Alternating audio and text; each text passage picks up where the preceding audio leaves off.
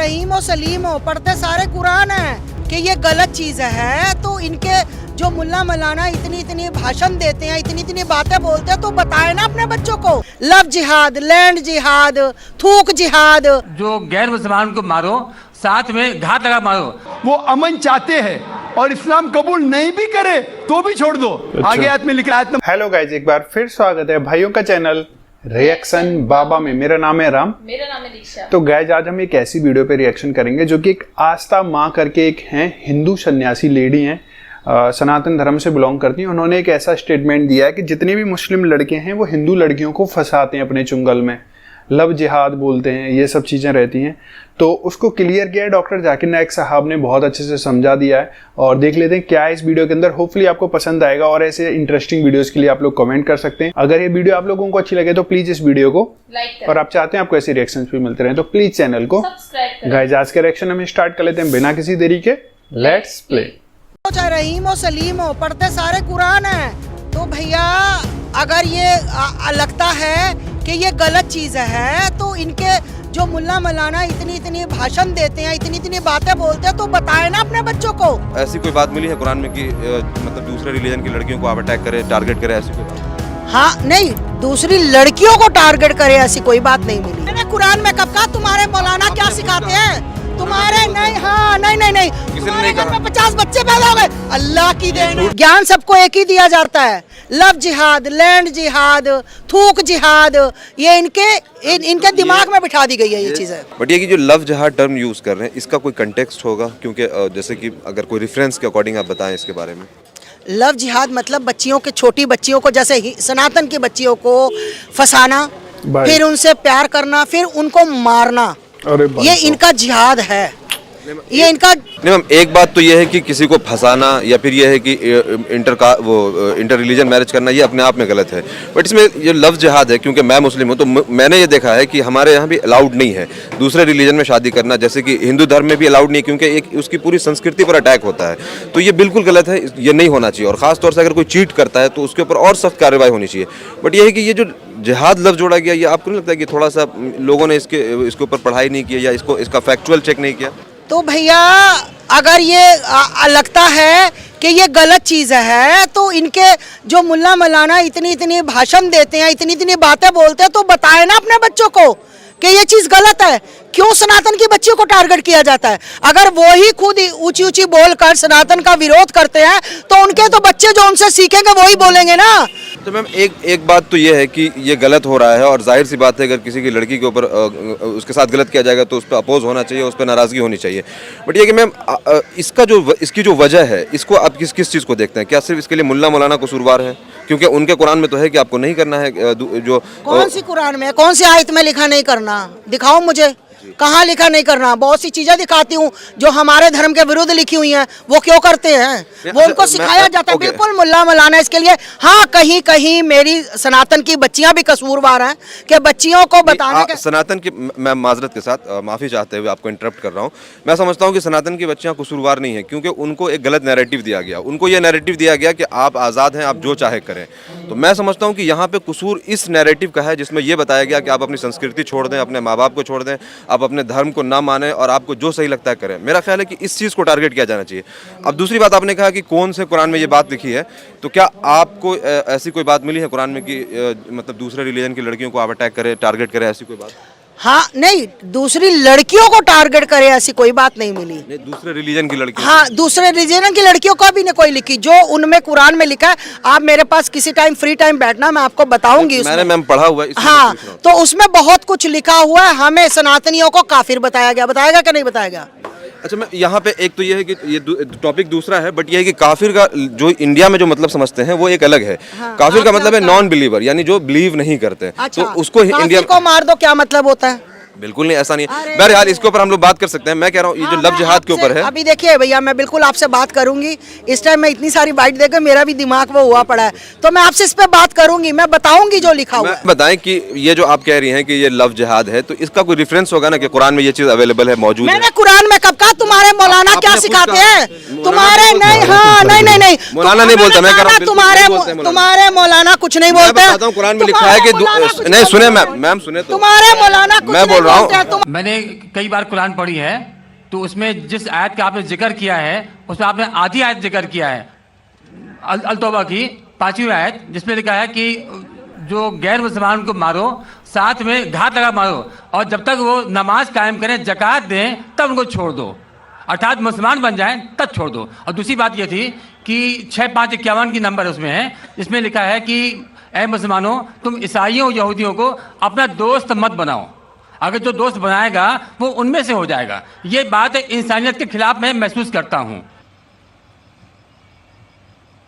भाई साहब ने सवाल किया कि मैंने जो आयत कोट की सूरह तौबा सूरह नंबर 9 आयत नंबर 5 की, वो आधी आयत कोट की, उसमें लिखा हुआ है कि उन्हें जब छोड़ दो जब वो नमाज कायम करे और ज़कात दे। ये भी जो भाई साहब कह रहे, पूरी आयत का मैं हवाला देता हूँ। अगर आप पूरी आयत पढ़ेंगे तो आपको सही पस मंज़र मिलेगा। जैसे मैंने कहा था मेरी तकरीर में, हवाला तो दिया, आयत नंबर 5 में लिखा है सूरह तौबा सूरह नंबर 9 में, आयत नंबर 5 कि बहुत फेमस है। अल्लाह सुबहाना व ताला मुशरिकीन मक्का को 4 महीने का वक्त देते सुधरने का, वरना ऐलान जंग। और जंग के मैदान में लिखा हुआ है कि जहाँ भी आप मुशरिकों को पाएंगे उनका कत्ल करो। Wait for them in every stratagem of war, उनका इंतज़ार करो और मैदान जंग में उनका कत्ल करो। लेकिन अगर वो रिपेंट करे, मतलब माफ़ी मांगे, कई वजह है, अगर वो माफ़ी मांगे, नमाज पढ़े और ज़कात दे तो छोड़ सकते हैं, मतलब वो इस्लाम को कबूल करे, या वो सिर्फ अमन चाहते हैं। तो कई ऑप्शंस दिए गए हैं। एक ऑप्शन है कि अगर वो रिपेंट करे, माफ़ी मांगे, इस्लाम को कबूल करे तो भी छोड़ दीजिए, या वो अमन चाहते हैं और इस्लाम कबूल नहीं भी करे तो भी छोड़ दो। आगे आयत में लिखा, आयत नंबर 6 में, आयत नंबर 6 भी उसके साथ है ना, कि अगर वो अमन चाहते हैं तो उनको हिफाजत से ऐसी जगह पर ले जाओ जाके वो महफूज है। तो बहुत से ऑप्शंस दिए गए हैं। लेकिन अगर वो आपसे झगड़ा करना चाहते हैं मैदान जंग में तो उनका कत्ल करो। अगर झगड़ा करना चाहते तो कत्ल करो, अगर झगड़ा करना नहीं चाहते हैं, बोलते अमन चाहते तो छोड़ दो, अगर वो माफी मांगते, इस्लाम कबूल करते फिर भी छोड़ दो।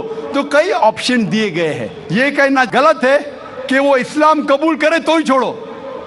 कई आयतें आपको कॉन्टेक्स्ट में पढ़ना चाहिए। फिर से आप सिर्फ एक पार्ट ऑफ द वर्स निकालेंगे और कोट करेंगे, लोग को फिर से गलत फहमी होती है। तो ये सही जवाब है कि बहुत से ऑप्शन दिए गए हैं। और कई जगह सूरह अनफाल में भी लिखा है कि अगर वो अमन चाहते हैं तो अमन बेहतर है। उसमें ये नहीं लिखा है कि इस्लाम कबूल करना उनके लिए ज़रूरी है। कर सकते हैं अगर वो इस्लाम को पसंद करते हैं। कुरान में लिखा है सूरह बकरा में सूरह नंबर 2 आयत नंबर 256 में 256, ला इक्राह फिद्दीन, इस्लाम में ज़बरदस्ती नहीं है। There is no compulsion religion, truth stands out clear from error. हक बातिल से अलग है। अच्छी बात है। Truth is clear from error. जो हक की बात है वो गलत बात से अलहदा है। हमें हक पेश करना चाहिए। अगर वो कबूल करे तो अच्छी बात है, नहीं कबूल करे तो भी कोई बात नहीं। और कई ऐसे आयतें कुरान की, सूरह काफिरून भी है, सूरह नंबर 109, जिसमें लिखा गया है कि कह दो काफिरों से जो लोग इस्लाम को झुटलाते हैं, हम वो चीज़ की इबादत नहीं करेंगे जो आप करते हैं या जो आप चाहते हैं, ना आप उनकी इबादत करते हैं जिसको हम मानते हैं, ना हम आप जिसे कहते हैं उसकी इबादत करेंगे, ना आप करेंगे हम जिसे कहते हैं। लकुम दीनुकुम वलियद्दीन, आपके लिए आपका दीन, हमारे लिए हमारा दीन। तो हमारा फर्ज है कि सच्चाई लोगों तक पहुंचाओ। पहुंचाने के बाद अगर वो मानते हैं तो अल्हम्दुलिल्लाह, अच्छी बात है। नहीं मानते तो भी अल्हम्दुलिल्लाह, तो भी कोई बात नहीं, हमको सवाब मिलेगा। हमें हक बात करने का सवाब मिलेगा, चाहे वो माने या ना माने। तो हमारा फर्ज है कि अच्छी बातें करे, चाहे इंसान माने या ना माने। तो यही कई आयतों में आप पढ़ेंगे और पस मंज़र में देखते हैं, कॉन्टेक्स्ट में देखते हैं, तो ये लिखा है। दूसरा तरीका जो मीडिया इस्तेमाल करती है वो है कुरान मजीद की कई आयतों का हवाला देती है और उसे आउट ऑफ कॉन्टेक्स्ट कोट करती है, पस मंज़र के खिलाफ कोट करती है। कुरान मजीद की आयत का हवाला देती है और कोट करती है, लेकिन ये पस मंज़र के खिलाफ है। पश्चिम मंजर के और खिलाफ। सबसे आम आयत जो मीडिया कोट करती है इस्लाम को बदनाम करने के लिए वो है कि कुरान मजीद में लिखा है जहाँ भी आप काफिर को पाओ उनका कत्ल करो। और अक्सर इस्लाम के ख़िलाफ़ किताबें लिखने वाले, इस्लाम के क्रिटिक इस आयत को कोट करते हैं। और इस देश में जो हिंदुस्तान में इस्लाम के ख़िलाफ़ जो लिखने वाला एक शख्स है उसका नाम है अरुण शूरी। आपने उसके बारे में सुना होगा। वो भी अपनी किताब में लिखता है वर्ल्ड ऑफ फतवाज में, वो हवाला देते हैं कुरान मजीद का, सूरह तौबा सूरा नंबर 9 आयत नंबर 5। कुरान मजीद में लिखा है, वो शख्स कहता है कि कुरान मजीद में अल्लाह ताला फरमाते हैं कि जहाँ भी आप काफिरों को पाओगे, brackets non Muslim into brackets Hindu, आप उनका कत्ल करो। और जब हम कुरान मजीद खोलते हैं और सूरह तौबा सूरा नंबर 9 आयत नंबर 5 को पढ़ते हैं, इसमें बेशक लिखा है कि जहाँ भी आप मुशरिकों को पाओ उनका कत्ल करो। लेकिन ये आउट ऑफ कॉन्टेक्स्ट है, पस मंज़र के ख़िलाफ़ है। पस मंज़र जानने के लिए, कॉन्टेक्स्ट जानने के लिए हमें पढ़ना चाहिए सूरह तौबा सूरा नंबर 9 आयत नंबर 1 से। आयत नंबर 1, 2, 3, 4, 5 में अल्लाह सुब्हानहू व तआला फरमाते हैं कि एक सुलह थी, अमन था, समझौता था मुसलमान और मुशरिकीन मक्का के दरमियान। और ये सुलह एक तरफा मुशरिकीन मक्का ने तोड़ दिया। अल्लाह सुब्हानहू व तआला आयत नंबर 5 सूरह तौबा सूरा नंबर 9 में फरमाते हैं मुशरिकीन मक्का से कि अगर आप 4 महीनों में अपने आप को नहीं सुधारेंगे तो ऐलान जंग। क्योंकि इन मुशरिकीनों ने सुलह को तोड़ दिया था। और इसके बाद जब जंग होती है, अल्लाह सुब्हानहू व तआला सूरह तौबा सूरा नंबर 9 आयत नंबर 5 में जंग के मैदान में फरमाते हैं कि जहाँ भी आप मुशरिक को पाओ उनका कत्ल करो। ये जंग के मैदान में अल्लाह ताला मुसलमानों से कह रहे हैं। ये आम बात है कि कोई भी सिपा सलार अपने सिपाही की हिम्मत अफजाई के लिए ये नहीं कहेगा कि आप डर जाओ, आप भाग जाओ, जब भी आप दुश्मन को देखेंगे तो डर के भाग जाओ। कोई भी सिपा सलार अपने सिपाहियों को हिम्मत अफजाई के लिए यही कहेगा कि जब भी आप दुश्मन को जंग के मैदान में देखेंगे, डरिए मत, उनसे लड़ो, उनका कत्ल करो। इसी पस मंज़र में अल्लाह सुब्हानहू व तआला मुसलमानों से कहते हैं, जब भी दुश्मन, जब भी काफिर मैदान जंग में आते हैं आपसे लड़ने के लिए, तो आप डरिए मत, आप इनका कत्ल करो, आप डरिए मत, आप इनका कत्ल कीजिए। तो ये जंग के मैदान में हैं। अल्लाह सुब्हानहू व तआला मुसलमानों से कहते हैं जब दुश्मन आपका सामना करते हैं मैदान जंग में तो उनका कत्ल कीजिए।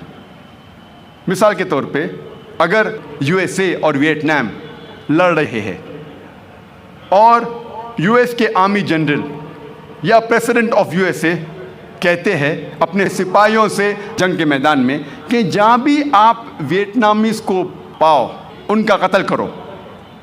अगर मैं ये आज की तारीख में कहूँगा कि यूएस प्रेसिडेंट आज कहते हैं कि जहाँ भी आप वियतनामीज़ को पाओ उनका कत्ल करो, मैं उन्हें कसाई साबित करूँगा। ये कॉन्टेक्स्ट में है जंग के मैदान में। और हम देखते हैं, मैं पूछता हूँ अरुण शूरी से कि एक भी मुसलमान ने अरुण शूरी को कत्ल करने की कोशिश की? कभी पढ़ा आपने?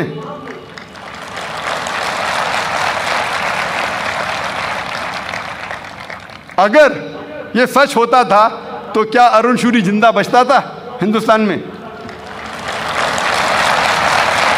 इसी से साबित होता है, कुरान मजीद में कहीं नहीं लिखा है, अल्लाह ताला कभी भी नहीं कहते कि जहाँ भी आप काफिर को पाओ उनका कत्ल करो। ये जंग के मैदान में है, जब आपसे लड़ने आ रहे हैं तो आप डरिए मत, उनका कत्ल कीजिए। और अरुण शूरी अपनी किताब में सूरह तौबा सूरा नंबर 9 आयत नंबर 5 से जम करता है आयत नंबर 7 पर। कोई भी आम आदमी ये समझ जाएगा कि आयत नंबर 6 में उसके बीमारी का हल है, अरुण शूरी के बीमारी का हल है। आयत नंबर 6 में अल्लाह सुब्हाना व तआला फरमाते हैं कि अगर दुश्मन, अगर मुशरिक आपसे सुलह चाहते हैं, अमन चाहते हैं, तो सिर्फ उन्हें छोड़ मत दीजिए, लेकिन उनको हिफाजत के साथ एक महफूज जगह ले जाकर छोड़िए। आज के तारीख में सबसे रहम दिल सिपा सालार ये कहेगा अपने सिपाहियों से, अगर दुश्मन अमन चाहता है तो उसे छोड़ दो। लेकिन यहाँ अल्लाह ताला फरमाते सिर्फ छोड़िए मत, उनको हिफाजत के साथ एक महफूज जगह पे ले जाकर छोड़िए। और जितने भी आयत आप देखेंगे कुरान मजीद में जहाँ लिखा है कि जंग के मैदान में काफिरों का कत्ल करो, उसके फौरन बाद लिखा है कि अमन और बेहतर है, सुलह और बेहतर है, पीस इज बेटर। अब हम तस्करा करेंगे हिंदू धर्म और इस्लाम में ईमान के रुकन में यकसानियत। सबसे पहला है खुदा पर यकीन लाना। हम तस्करा करेंगे हिंदू धर्म में खुदा का तसव्वुर क्या है। जब हम कोई आम हिंदू से पूछते हैं आप कितने खुदाओं में मानते हैं, कुछ कहेंगे 3 खुदा, कुछ कहेंगे 10, कुछ कहेंगे 100, कुछ कहेंगे 1000 और कुछ कहेंगे 33 करोड़। लेकिन जब हम एक हिंदू पंडित से पूछते हैं, वो हिंदू से जो हिंदू धर्म की किताबों को जानता है, वो हिंदू कहेगा कि हिंदू सिर्फ एक भगवान, एक ही खुदा में मानना चाहिए और एक ही खुदा की इबादत करना चाहिए। लेकिन आम हिंदू एक फिलॉसफी में मानता है जिसे कहते हैं पैंथीइज्म। पैंथीइज्म की मानी आम हिंदू समझता है सब कुछ खुदा है, पेड़ खुदा है, इंसान खुदा है, सूरज खुदा है, चांद खुदा है, सांप खुदा है। हम मुसलमान समझते हैं कि सब कुछ खुदा का है, पेड़ खुदा का है, इंसान खुदा का है, सूरज खुदा का है, चांद खुदा का है, सांप खुदा का है। अहम फर्क हिंदू और मुसलमान में है। आम हिंदू कहते हैं सब कुछ खुदा है, हम मुसलमान कहते हैं सब कुछ खुदा का है। सिर्फ एक अहम फर्क है का। अगर हम इस का के फर्क को मिटा लेंगे तो हिंदू और मुस्लिम एक हो जाएंगे। कैसे करना चाहिए? जिस तरीके से कुरान में लिखा हुआ है सूरह अल इमरान में सूरा नंबर 3 आयत नंबर 64 में, तालो इला कलमतिन सवाइम बैना बैनकुम, आओ हम उस बात की तरफ जो आप और हम में यकसा है। सबसे पहली बात है अल्लाह नाबुदा इल्लल्लाह, हम सिर्फ एक ही खुदा की इबादत करें। अब हम तस्किरा करेंगे हिंदू मजहब, हिंदू धर्म की किताबें क्या कहती है खुदा के बारे में। एक अहम किताब हिंदू मजहब की है उपनिषद। यह है उपनिषद। जब हम उपनिषद पढ़ते हैं, लिखा हुआ है छंदोग्य उपनिषद में पाठ नंबर 6 भाग नंबर 2 श्लोका नंबर 1 में एकम एविदित्यम, यह संस्कृत श्लोक है जिसके मानी है भगवान एक ही है, दूसरा नहीं है। लिखा हुआ है श्वेता श्वेतारोपनिषद में पाठ नंबर 6 श्लोका नंबर 9 में नाचस्य कसिज जनिता न चदीपा, जिसके मानी है उस भगवान, उस खुदा का कोई भी रब नहीं है, उस खुदा, उस भगवान का कोई भी वालिदैन नहीं है, ना पिता है ना माता है, ना बाप है ना मां है, कोई भी रखवाला नहीं है। लिखा हुआ है श्वेता श्वेतारोपनिषद में पाठ नंबर 4 में श्लोक नंबर 19 में, न तस्य प्रतिमा अस्ति, उस भगवान, उस खुदा की कोई भी प्रतिमा नहीं है। प्रतिमा की मानी अक्स, स्टैच्यू, स्कल्पचर, फोटोग्राफ, पेंटिंग, ये सब प्रतिमा की मानी है। उस भगवान, उस खुदा का कोई भी प्रतिमा नहीं है। ना कोई तस्वीर है, ना कोई स्कल्पचर है, ना कोई स्टैच्यू है, ना कोई बुद्ध है, ना कोई पेंटिंग है। लिखा हुआ है भगवत गीता में, जो सबसे ज्यादा पढ़ी जाने वाली किताब है। भगवत गीता में भगवान का तस्वुर है। पाठ नंबर 7 में, श्लोका नंबर 20 में, all those whose intelligence has been stolen by material desires, they worship demigods. जो पैसे के पीछे भागता है वो गलत खुदाओं की पूजा करता है। और कुछ तर्जुमा भगवत गीता में लिखा हुआ है कि जो आदमी पैसे के पीछे भागता है वो बुत परस्ती करता है। भगवत गीता में लिखा हुआ है पाठ नंबर 10 में, श्लोका नंबर 3 में, मैं भगवान पैदा नहीं हुआ हूं, मेरी शुरुआत नहीं है, मैं सारे आलमों का रब हूं। और सबसे अहम किताब हिंदू धर्म में है वेद। जब हम वेद पढ़ते हैं, यजुर्वेद में लिखा हुआ है पाठ नंबर 32 मंत्र नंबर 3 में, न तस्य प्रतिमा अस्ति, उस भगवान, उस खुदा की कोई भी प्रतिमा नहीं है, कोई भी बुत नहीं है, कोई भी अक्स नहीं है, कोई भी स्टैच्यू नहीं है, स्कल्पचर नहीं है, फोटोग्राफ नहीं है, पेंटिंग नहीं है। जिक्र है यजुर्वेद में पाठ नंबर 40 मंत्र नंबर 9 में, अंधात्म प्रविशंति या असंभूति मुपास्ते। यह संस्कृत श्लोक है जिसके मानी है अंधात्म, अंधकार में, प्रविशंति, दाखिल हो रहे हैं। जो लोग असंभूति की पूजा करते, असंभूति की माने नेचुरल थिंग्स, कुदरती चीजें, हवा, पानी, आग। यजुर्वेद में लिखा हुआ है अंधकार में दाखिल हो रहे हैं वो लोग जो कुदरती चीजों की इबादत करते हैं, पूछते हैं, जैसे कि हवा, पानी, आग। और आगे लिखा हुआ है और घोर अंधकार में दाखिल हो रहे हैं वो लोग जो संभूति की पूजा करते हैं। संभूति की मानी इंसान की बनाई हुई चीजें, जैसे टेबल, कुर्सी, बुत वगैरह। अगर आप कुदरती चीजों की इबादत करते हैं तो आप अंधकार में दाखिल हो रहे हैं।